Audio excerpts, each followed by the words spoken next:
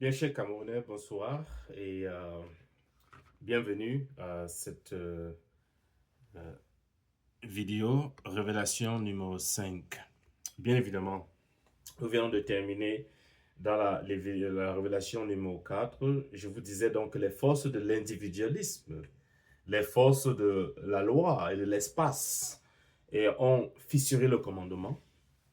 Et, mais c'est l'entrée en crise économique et sécuritaire les années 80 et particulièrement les années 90, qui a créé le véritable contexte révolutionnaire, qui a transformé le ressentiment individuel qui existait en une conscience politique unifiée, véritable et beaucoup plus sérieuse. C'est ça qui fait l'objet de cette révélation numéro 5. Mais avant que je ne commence, permettez-moi de vous raconter une petite histoire.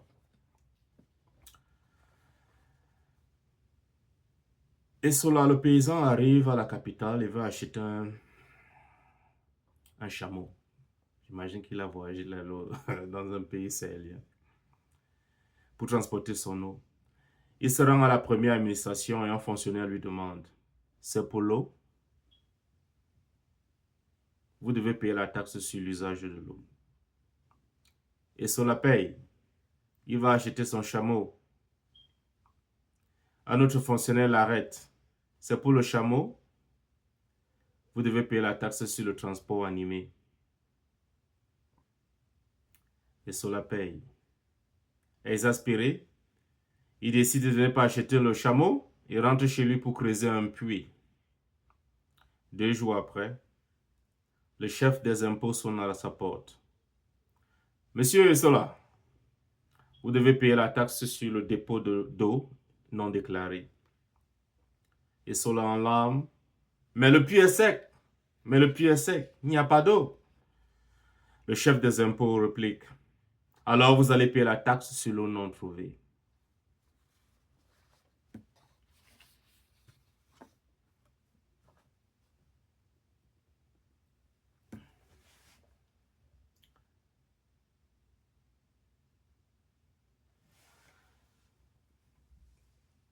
Je vous disais donc que c'est la crise économique et les crises sécuritaires qui ont créé le contexte révolutionnaire qui a transformé le ressentiment individuel et même collectif en conscience politique unifiée, me semble-t-il, au Cameroun.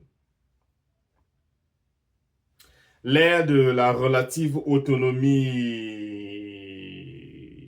politique a pris fin, obligeant donc le gouvernement à intervenir, ou bien le commandement, je préfère utiliser le mot de commandement puisque c'est dans une logique ici, à intervenir de manière centralisée et impopulaire, comme vous l'avez vu au Nozo.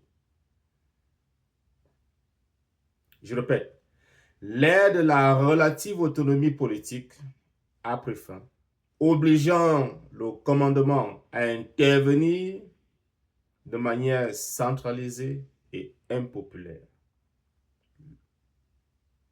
Voilà. La première étape de cette radicalisation fut la voracité du commandement directement lié à la crise financière. Et comment est-ce que cela s'est passé? L'effondrement du prix du pétrole et des matières premières dans les années 80, on s'en souvient, nous étions enfants. L'équivalent, pour encore vous donner une analogie ici aux États-Unis, de la guerre franco-indienne, voilà, qui a ruiné la couronne britannique, qui a ruiné le colon britannique, a rendu la trésorerie de l'État du Cameroun exsangue.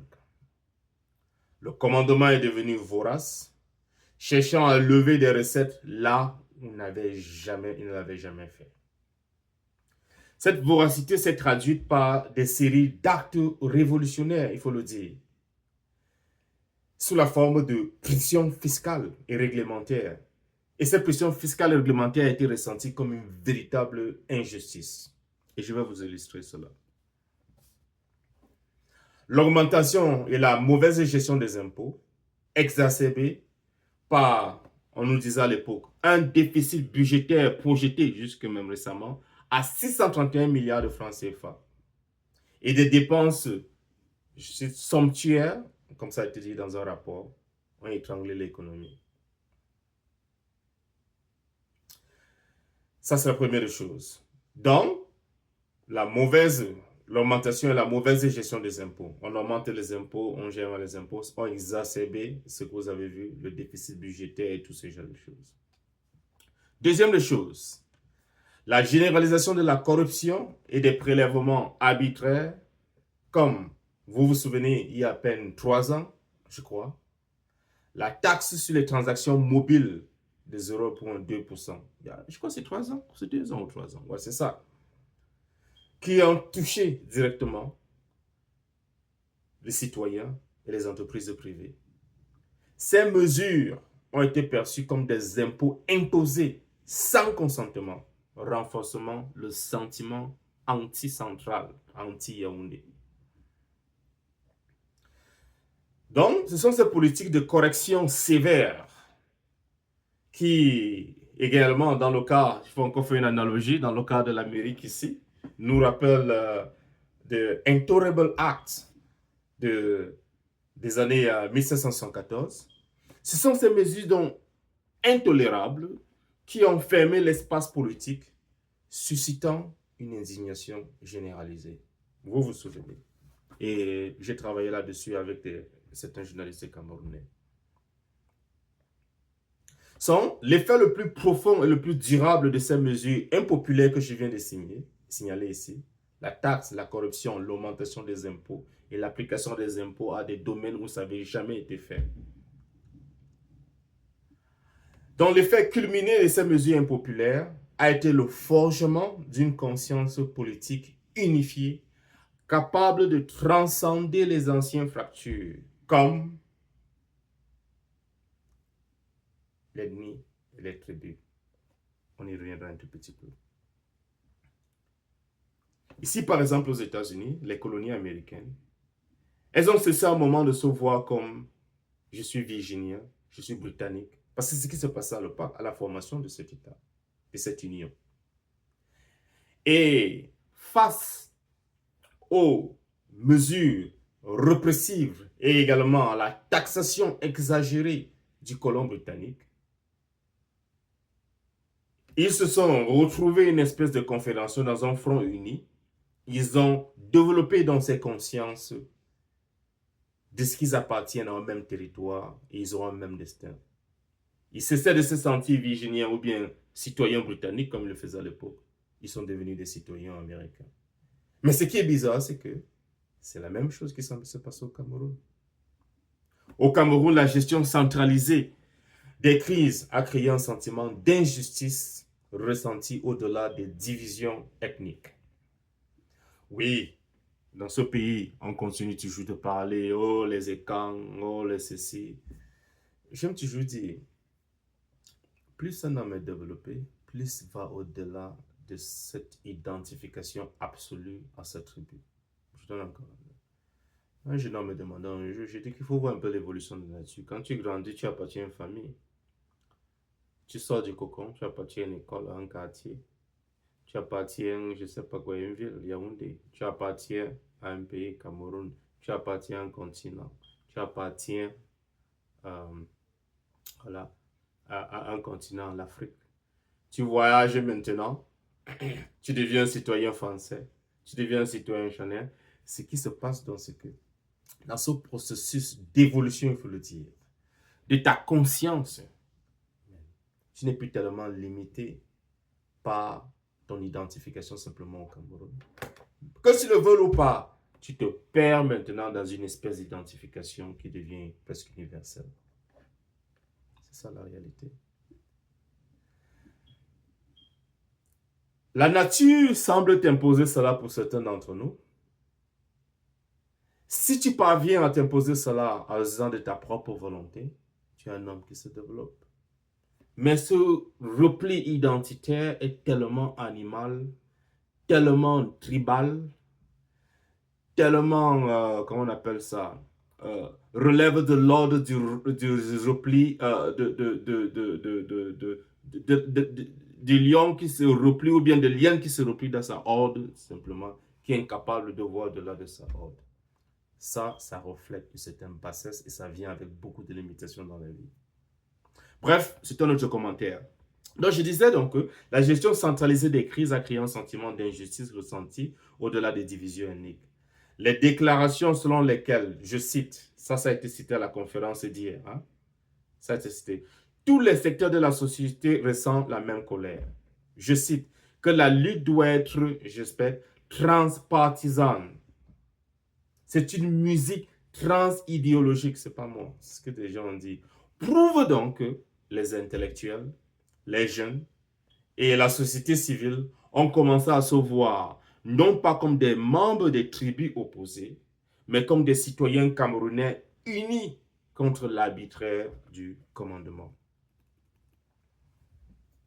C'est pourquoi, même dans la description de ces chaînes, moi je parle de solidarité transnationale. Voilà.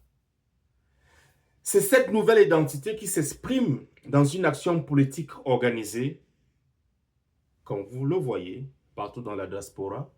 Voilà. L'expression de cette identité se manifeste par la coalition de l'opposition. Comme vous avez vu, des franges diverses de l'opposition se sont unies dans cette coalition pour l'unité. Et la revendication d'une victoire électorale confisquée.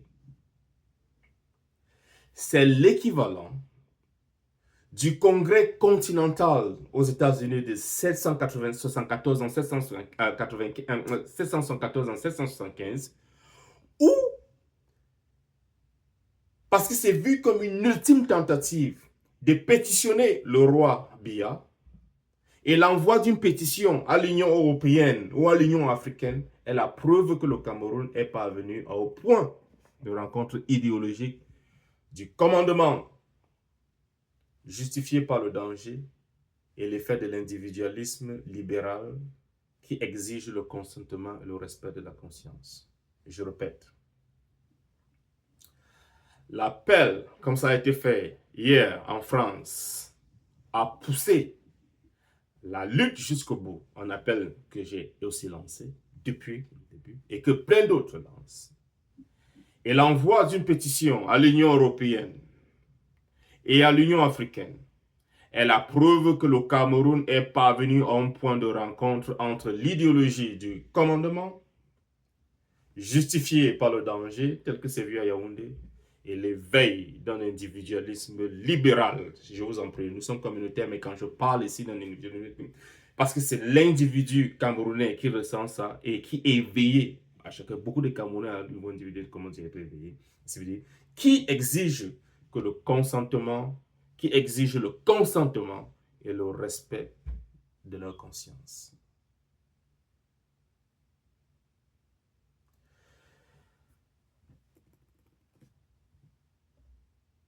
Voilà, à mon avis, comment, au fil du temps, toute cette érosion, ce transfert du commandement absolu au Cameroun, parlant de l'évolution de la pensée ou bien de la politique camerounaise, se passe, ce transfert de l'approche ou de la philosophie du commandement absolu, petit à petit se fait à une philosophie de revendication de plus en plus libérale, une question sincère au Cameroun. Voilà comment cela évolue. Une érosion qui a résulté avec les forces de la loi, telles que nous apportées par le vent de la démocratisation venu de l'Ouest, discours de la Baule dans le cas de la France, liberté de presse, une érosion qui est venue par la force de l'espace, l'émergence de nouveaux foyers de dissidence politique, de nouveaux foyers d'émergence économique, on peut même dire au Cameroun, l'émergence de voix de conscience, Eric Chingé, bon, Dakmo, Franklin Yamsi, Boris Berthold, les associations comme la BAS, il ne faut pas simplement les rejeter. Dans ce travail de réflexion systémique que je fais, ce sont des acteurs réels, sérieux, qui ont leur forme d'expression, mais qui doivent être honorés. Parce qu'il faut le rappeler, les gens de la BAS, avec son leader Kalibi Kalibro, il faut des individus pareils. Je me souviens, hein, ici aux États-Unis, c'est qui Thomas Jefferson? C'est Thomas Jefferson. Oui, c'est Thomas Jefferson. C'est Thomas Jefferson. Il était l'homme de la situation dans les situations de chaos et de troubles. Lorsqu'il faut gérer des crises, des insurrections dans ce genre, dans un contexte, il est l'homme de la situation. Lorsqu'il n'y a pas de situation, il devient complètement inutile. Donc, les individus avec ces différentes couleurs, leurs différentes contributions doivent être reconnus. Donc, ce que je dis donc, c'est que non seulement il y a eu la loi, mais il y a l'érosion venant également de l'espace. L'espace même en termes de, pas seulement en termes de géographie, mais en termes même également, oui, en termes de géographie dans le sens où, même quand certains n'ont pas pu rester sur le territoire camerounais, l'exil a été un espace d'expression pour eux. Ils ont continué. Internet représente un espace également d'expression où beaucoup s'y trouvent actuellement. Donc, voyez comment la notion d'espace dans un territoire de 475 km qui physiquement semble limité, mais lorsqu'on regarde la plus grande chose, on considère l'Internet, on considère les Camerounais de la diaspora, comme ça s'est encore manifesté hier dans la conférence d'hier, on comprend qu'il y a suffisamment d'espace pour pouvoir se replier et créer des centres de contestation et de revendication et même de contre-attaque nécessaires qui vont continuer et qui vont éroder le pouvoir, le commandement central et le commandement absolu qui est à Yaoundé.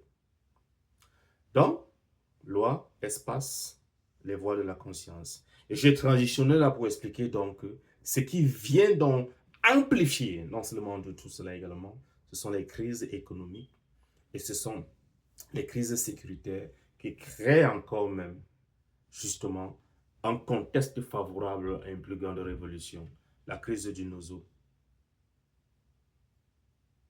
Voilà, la crise du Nozo particulièrement, qui a donné un exemple déjà. Et dès lors que la crise post-électorale se passe avec ce qui a été fait à Chiroma, le Nord aussi. Et ne soyons pas surpris qu'on voit encore l'émergence de plus grandes crises sécuritaires. D'où l'impératif pour le commandement central, s'il m'écoute, de réaliser cela et de trouver un moyen de pouvoir créer un espace où, comme les colons britanniques l'avaient constaté, pour pouvoir accommoder les demandes de la frange contestataire, où on va se retrouver à un moment où deux choses seront face à nous. Soit une révolution, soit une approche d'accommodation. Quelle que soit la voie qui est prise, tous, chacune d'entre elles doit mener à la transformation, à la 4e reconstitution du Cameroun. J'insiste sur ça. À la transformation profonde de l'identité camerounaise, puisqu'il y a une conscience politique unifiée qui existe déjà et qui continue toujours de se magnifier. Il faut maintenant créer le contexte pour une transformation structurelle dans la gouvernance, avec en ligne de mire la nécessité d'acter la décentralisation et plein d'autres choses. Je vous remercie pour votre attention. C'est ici que se termine dans la révélation numéro 5, qui était beaucoup plus basée sur le contexte révolutionnaire et le forgement d'une identité